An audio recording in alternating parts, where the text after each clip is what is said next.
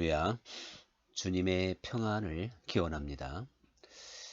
우리가 바로 임금을 생각할 때 참 강팍하다, 또한 완악하다 라고 하는 그러한 단어를 생각하게 될 것 같습니다. 하나님께서 모세를 통해서 그 바로 임금과 애굽 땅에 굉장한 이적, 그러니까 재앙을 내리셨음에도 불구하고 바로가 끈질기게 하나님의 그 명령에 불순종하고 있는 그러한 모습을 보고 있기 때문에 그렇습니다. 그런데 이 바로 임금 입장에서 생각해 보면 사실 그 이스라엘 백성들을 쉽게 자유의 몸으로 내어주기가 쉬운 것은 아니다. 또 이렇게 이해를 할 수도 있을 것입니다.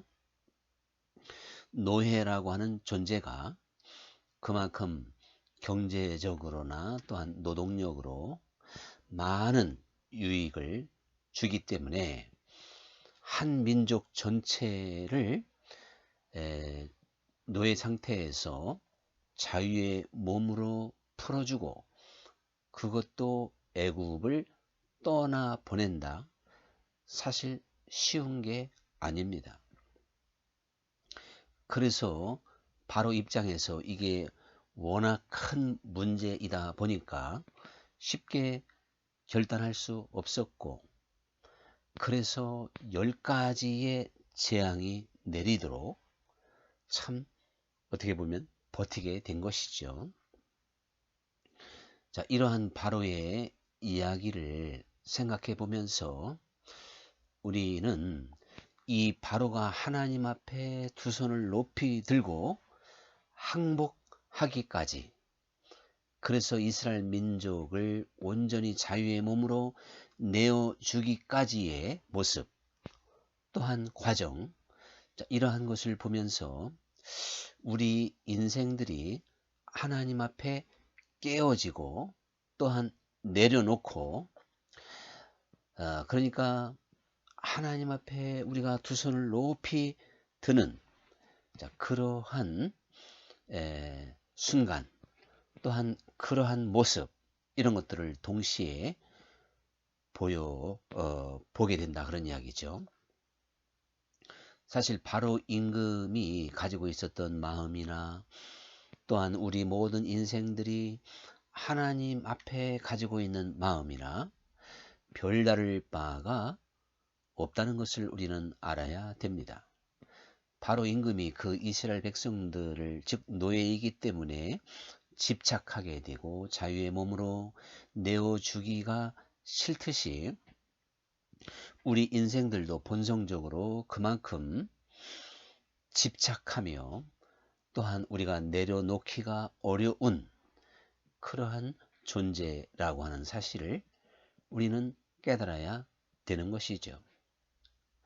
그래서 바로 임금이 그 10가지의 재앙이라고 하는 것은 애굽 천지가 다 망했다고 할 정도의 그러한 재앙들의 연속이었음에도 불구하고 그 이스라엘을 내어놓지 않았던 것처럼 우리 인생들도 하나님 앞에 두 손을 들지 아니함으로 주어지는 고통과 아픔과 또한 우리에게 주어지는 수많은 시련 속에서도 좀처럼 깨닫지 못하고 내려놓지 못하고 포기하지 못하고, 다시 말하면 깨어지지 않는 우리 인생들의 모습을 바로 임금을 통해서 우리는 확인해 봐야 된다, 그런 이야기입니다. 이 바로 임금이 첫 번째, 두 번째 하나님께서 모세를 통해서 이적을 나타낼 때는 그 애굽에 있는 마술사, 그러니까 개정판에는 요술사로 나옵니다만은 그 요술사들도 함께 따라 했습니다. 그래서 물이 변해서 피가 되게 하고 또한 개구리가 올라오는 이러한 재앙을 요술사들이 따라하게 되었는데, 세 번째 재앙, 티끌을 가지고 이를 만드는 이러한 재앙부터는 따라오지를 못했던 것이죠. 그래서 그 요술사들도 이제 애굽 천지에 내리는 모든 재앙이 하나님으로부터 내려오는 재앙이라고 하는 것을 그들 스스로 인정했고, 또한 이 애굽 왕 바로도 인정하고 있음에도 불구하고 이것이 10번까지 반복되도록 쉽게 깨어지지를 않았다는 사실입니다. 다시 말씀드리지만 바로 임금만 그런 것이 아니라 우리 인생들도 하나님 앞에 정말 두 손을 높이 들고 항복하기까지 얼마만큼의 시간이 걸릴지 모릅니다. 각자마다 다른 것이지만, 근데 이 바로 임금이 8번째 재앙이 내리기 전에 이제 그 남자들만 가라 이렇게 모세와 타협을 하려고 그러죠. 그러니까 모세가 그럴 수 없다고 거부해서 결국 8번째 재앙인 메뚜기 재앙이 내리게 됐습니다. 이 메뚜기 재앙이 내렸다고 하는 것은 그나마 애굽 천지에 먹을 것이 또한 채소와 이런 것들이 조금이라도 남아 있었는데, 이제 정말 모든 것을 다 갉아먹을 만큼, 그래서 애굽에 먹을 것이 하나도 없을 만큼의 그러한 재앙이 내려진 것이기 때문에 그 바로왕의 신하들도 왕께서는 우리가 이미 망한 것을 알지 못합니까? 이렇게 말하기까지 했던 게 바로 메뚜기 재앙이죠. 이 메뚜기 재앙을 만난 바로 임금은 이제 어린이도 가라, 그 이제 여인들도 가라는 것입니다. 그런데 이제 그 소와 양을 그들이 즉 바로 임금이 포기하지 않는 겁니다. 그러니까 맨 처음에 너희 남자들만 가라, 그리고 어린이와 여인은 못 간다는 것이죠. 그리고는 이제 9번째 재앙과 함께 어린이도 가고 여인도 가고 또 남자들도 다 가라, 사람은 다 가는데 소와 양은 못 보낸다는 것입니다. 그래서 결국은 이제 10번째 재앙인 장자가 죽는 그러한 재앙이 내려지게 됐습니다.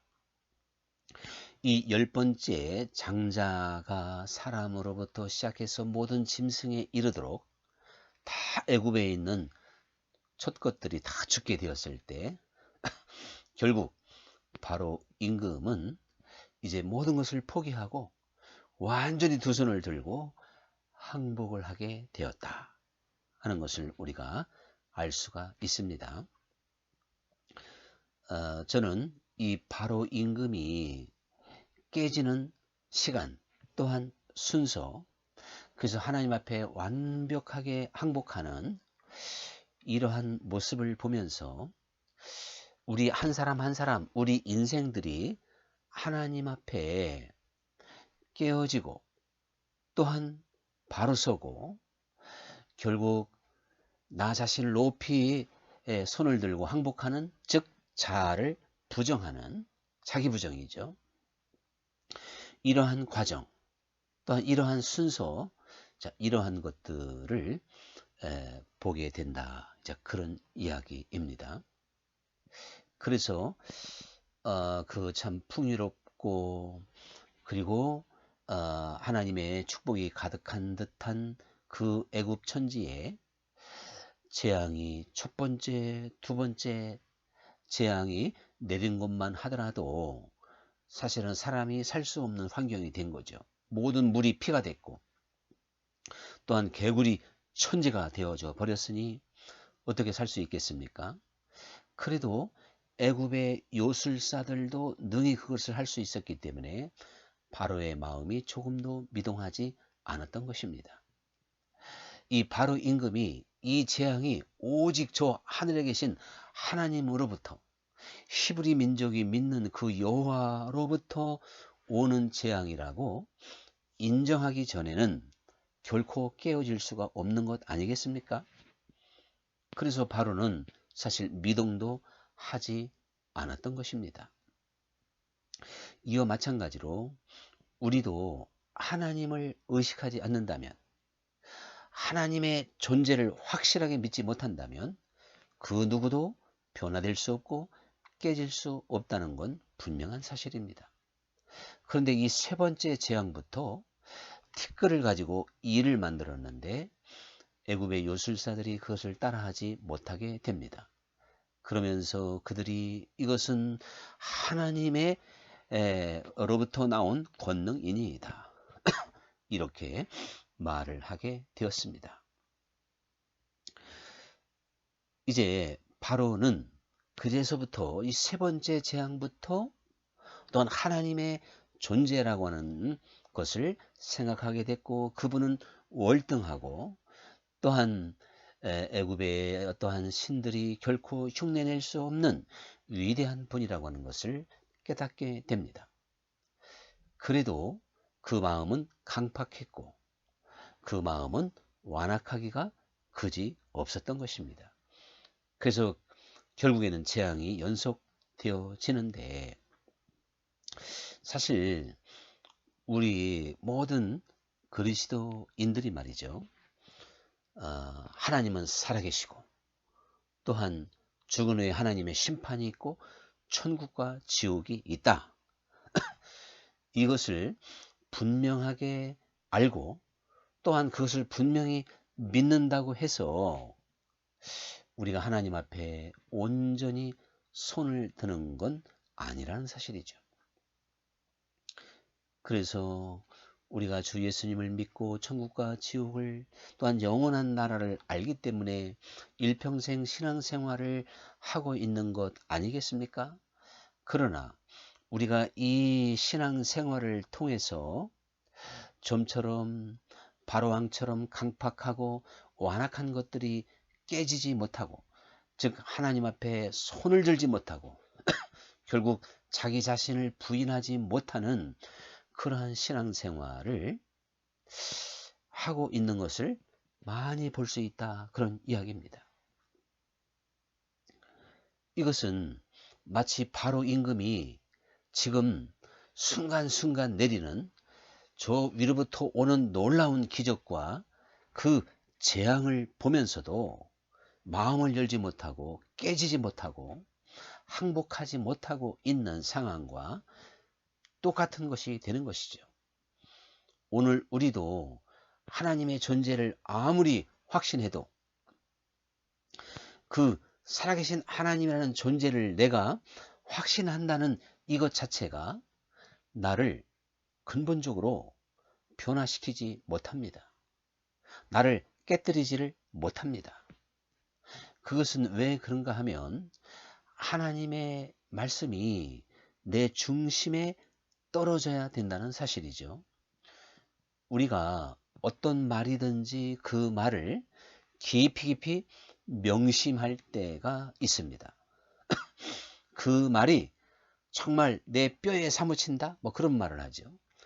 성경에서는 하나님의 말씀이 우리의 생각과 마음판에 기록이 되어야 된다는 것입니다.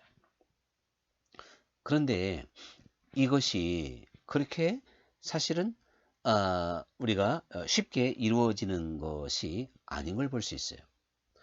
마치 바로 임금이 하나님에 대하여 아주 깊이 이제 청종하고 그래서 하나님의 명령을 마음으로 받기까지 그 시간이 걸리게 된 것과 똑같은 것이다. 이렇게 생각해 볼 수가 있습니다. 예수님께서 이런 말씀을 하십니다. 너희가 내 말에 거하면 참 내 제자가 되고 그래서 진리를 알 것이며 진리가 너를 자유하게 하리라. 이렇게 말씀을 하셨습니다. 우리는 이 말씀 속에서 진리를 알지니 진리가 너희를 자유케 하리라. 어떠한 이 요절의 말씀이 친숙하게 기억에 남을 것입니다. 그래서 내가 십자가의 진리를 알고 하나님이 살아계시고 천국과 지옥이 있고 또한 주님께서 나를 위해서 죽으셨다고 하는 그 십자가의 공로를 내가 믿기 때문에 나는 이제 자유로운 자다. 나는 진리를 안 사람이다.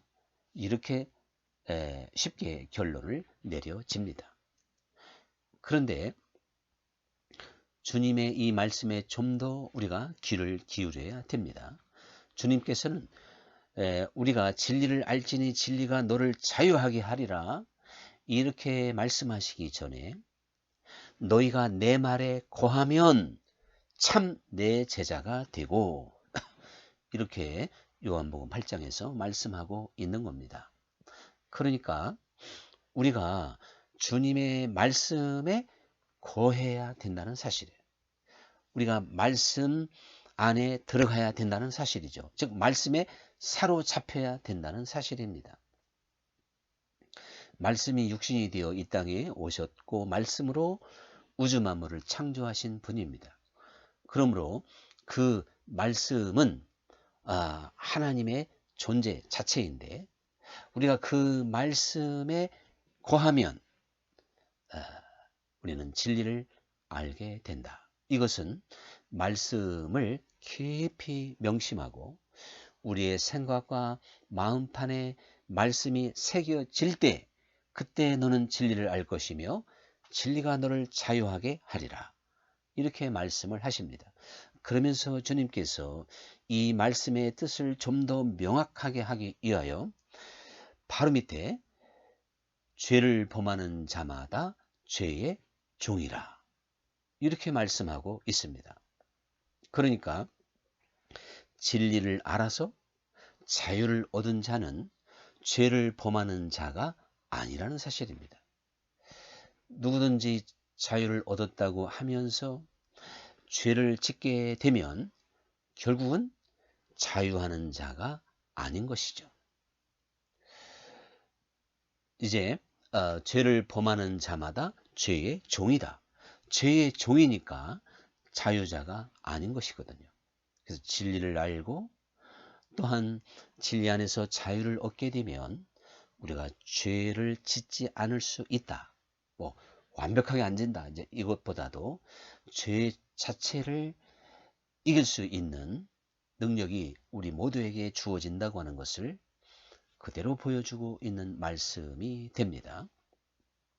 그러니까 이 바로 임금을 통해서 우리는 사실 그 바로가 하나님의 그 명령에 완전히 이제 사로잡히는 어떠한 이 과정을 보게 되는데 이 바로가 결국 이 장자의 죽음과 함께 그는 하나님의 어떠한 그 말씀 앞에 완벽하게 사로잡히게 된 겁니다. 이제 항복을 했다 그런 이야기죠.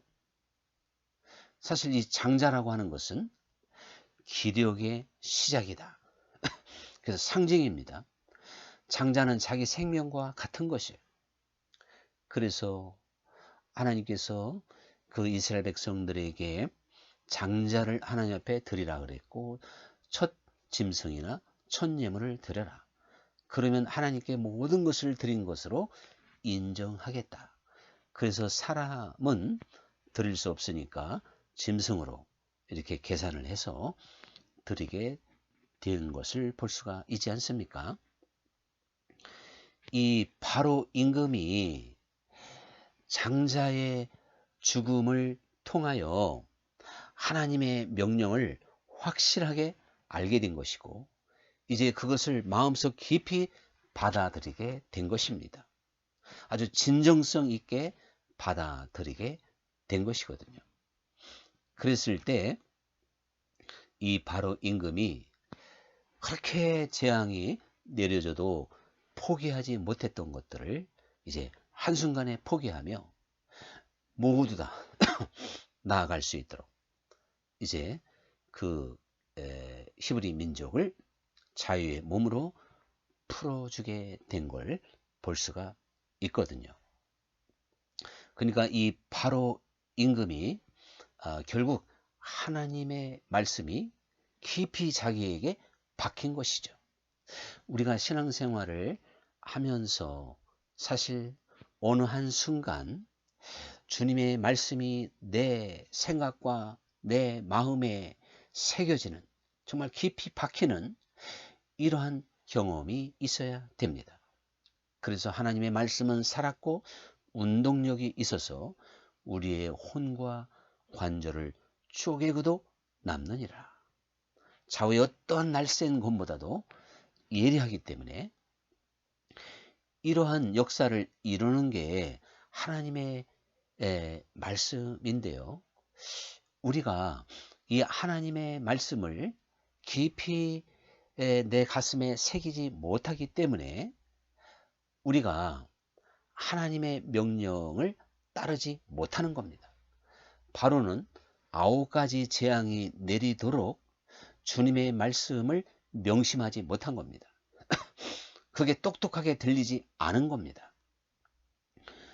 우리가 그래서 영어에서 우리가 그 히어링이라는 말과 리스닝이라는 말이 있지 않습니까? 그래서 그저 자연스럽게 들려오는 말을 히어링이래. 내가 들은 거죠.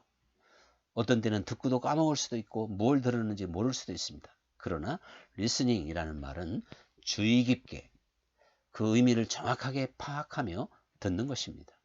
이처럼 바로는 9가지 재앙이 내리는 동안 하나님의 명령을 그저 들었을 뿐입니다. 그리고 그것을 지키지 아니하면, 순종하지 아니하면 재앙이 올 거라는 것을 알고는 있었죠. 그래도 그 마음의 완악함과 강팍함을 이제 내려놓지를 못했던 것인데, 바로가 장자의 죽음, 애굽 천지의 장자의 죽음과 짐승의 그 첫 것이 다 죽어지는 것을 보면서 결국에는 이제 모든 것을 다 포기하고, 그것은 자기 자신이 죽은 것과 같기 때문에, 즉 신앙적으로 말하면 자아부정이 이루어진 것이다. 이렇게 우리에게는 적용해 볼 수가 있는데요.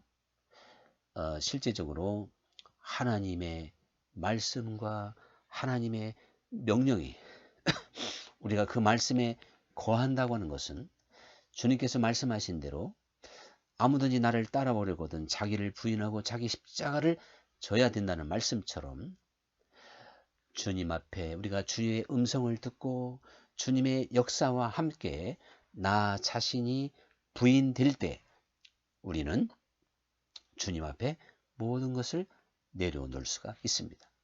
이것이 바로 주님 말씀에 거하는 자세입니다. 그래서 주님이 내 안에 있고 내가 주님 안에 있어서 나는 주와 더불어 먹고 주는 나와 더불어 먹는 이러한 주님과 하나된 관계를 우리에게 보여주고 있는 것이죠. 오늘 우리들이 주 예수님을 믿고 또한 이 바로가 재앙이 거듭 될수록 이제 손을 점점점 들기 시작하지 않습니까? 또 이 남자들 가라. 이제는 어린이와 여인들도 가라. 나중에는 너희 재물도 다 가지고 가라. 이렇게 어떠한 하나님을 점점점 알아가면서 바로가 깨어지듯이 우리는 일평생 신앙생활을 하면서 주님의 말씀을 듣고 또 듣고 거듭 듣고 이렇게 하면서 결국 우리도 마치 장자가 죽듯이 내 안에 깊이 뿌리 박혀 있는 자아라고 하는 존재, 이 존재를 주님 앞에 내려놓을 수가 있는 것입니다. 그것을 꺾을 수가 있는 것입니다. 그렇게 되면 사실은 바로 임금도 자유를 얻었고 히브리 민족도 자유를 얻어서 애굽에서 나오게 되는 것처럼 우리는 주님 안에서 진정한 자유를 누릴 수 있는 사람이 되는 것이죠. 이제 우리가 이 말씀을 통해서 간단하게 두 가지 교훈을 생각해 보고자 하는데, 바로 임금에게 있어서 가장 늦게 마지막까지 깨지지 않은 게 바로 물질이었습니다. 그래서 예수님도 하나님과 재물을 겸하여 섬길 수 없다, 이렇게 말씀을 하시게 되는데, 우리들이 하나님을 의지하고 또한 하나님의 능력으로 이 세상을 살아가야 되는데, 자칫 잘못하면 어떤 물질의 힘으로 그런 물질의 능력으로 살아가기가 쉬운 것입니다. 주기도문에서는 오늘 우리에게 일용할 양식을 주시옵고, 이렇게 기도하라고 말씀을 하셔서 우리가 물질을 의지하고 또한 물질을 따라서 살아가지 말 것을 그 주기도문 사상을 통해서 우리에게 분명하게 보여주고 있습니다. 실제 우리가 물질이 부족하고 또한 이제 물질이 없다면 그 하루 동안 겪어야 되는 고통이 만만한 게 아닙니다. 그래서 사람들은 이제 이 세상의 경험 속에서 정말 그 재물을 의지하고 또 재물을 하나님처럼 생각하며 재물이 우상이 될 수밖에 없는, 그러한 생각으로 사람들은 바뀌게 된다는 사실이죠. 그러나 하나님은 살아계시고 하나님은 내 삶 속에 함께 동행해 주시는 분이기 때문에 어떠한 물질에 의지하여 물질이 주는 힘으로 살아가는 존재가 되지 않고 주 예수님을 의지하고 주님의 능력으로 살아가기를 우리에게 원하고 있습니다. 그래서 꾸고자 하는 자에게 꾸어주고 달라는 자에게 주어라, 이렇게 말씀하신 것은 우리가 물질을 의지하지 않고 오직 주님을 의식하기 때문에 내게 꾸고자 하는 자, 내게 달라는 자의 그 어려움과 고통을 주님의 심정으로 느낄 수가 있다는 사실이죠. 때로는 그가 지극히 작은 자가 곧 예수님처럼 보이면서 물질보다도 그 지극히 작은 자가 더 소중하게 보일 수 있는 눈이 열려야 되는 것입니다. 그래서 그렇게 될 때 우리는 물질의 노예가 되지 않고 또한 재물을 따르지 않는, 정말 주 예수님을 무엇보다도 전적으로 따르는 믿음의 사람이라고 말할 수가 있습니다. 이제 두 번째 교훈으로 제가 생각해 보고 싶은 것은 장자의 죽음으로 이스라엘 백성들이 자유인이 됐고, 사실은 이 히브리 민족을 내어주지 못함으로, 하나님께 손을 들지 못함으로 그 애굽의 10가지 재앙을 내리는 고통을 겪었는데, 이제 이 바로가 결국은 그 히브리 민족을 다 자유롭게 해줌으로 자기 자신도 자유를 얻게 됐습니다. 그래서 이 자유에 대해서는 제가 미리 설명을 했습니다마는, 주님께서 인자하게 이 땅에 온 것은 눌린 자, 갇힌 자, 포로된 자를 자유케 하기 위하여 오셨다 그랬습니다. 그랬을 때 진정한 자유는 눌리지 않아야 되는 것이고 포로가 되지 않아야 되는 것이고 갇히지 않아야 되는 것이죠. 그런데 이 바로 임금은요, 욕심에 사로잡힌 자였습니다. 이기심, 노예들의 사정을 생각하지 않고 자기의 어떠한 편안과 안일만을 생각하는 이기적인 생각에 사로잡혔죠. 히브리 민족은 생각하지 않고 애굽, 자기 나라만 생각하는 이러한 이기심에 강하게 사로잡혀 있었던 것입니다. 이게 바로 포로된 자고 갇힌 자고 눌린 자입니다. 오늘날도 우리가 주 예수님을 믿는데 주 예수님을 믿음으로 말미암아 모든 것에서 자유해야 됩니다.